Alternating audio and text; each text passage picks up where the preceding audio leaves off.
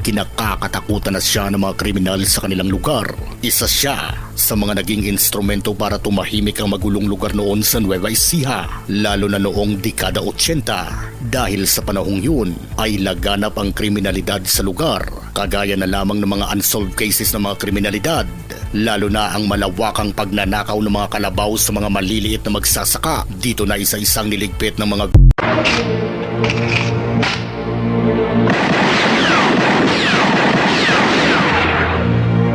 Pogi! Binayaran ako para ihatid ka sa impyerno! Alam mo ba ang daan papunta ron? Kung hindi mo alam, sasamahan kita!